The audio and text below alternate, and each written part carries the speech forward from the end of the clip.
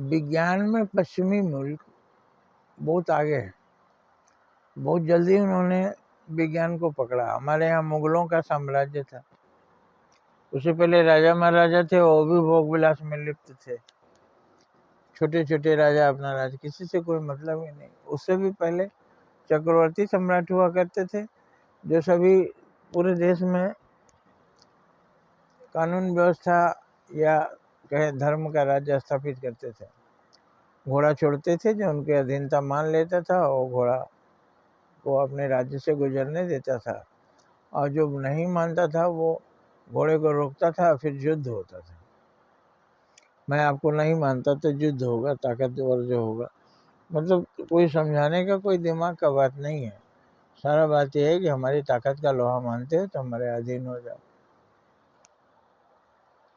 लोकुश ने रोका था राम का घोड़ा, युद्ध हुआ था और लोकुश ने हराया। हनुमान जी को भी बांध दिया था।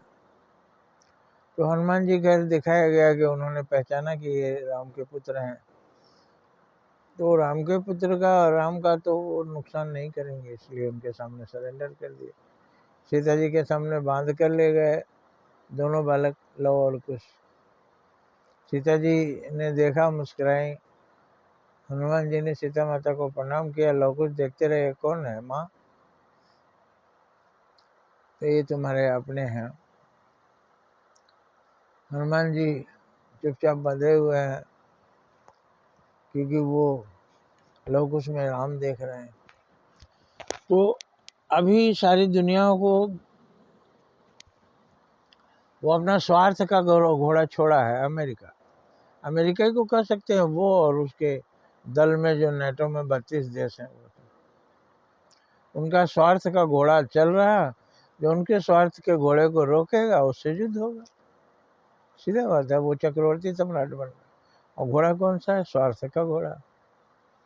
उसकी बात मानोगे तो वो तुम्हें मदद करेगा। मदद क्या करेगा? शोषण करेगा, तुमको चैन से रहने देगा। वो जो चाहता है करने दो मनमानी। नहीं मानोगे तो युद्ध होगा। यही तो कर रहा है वो।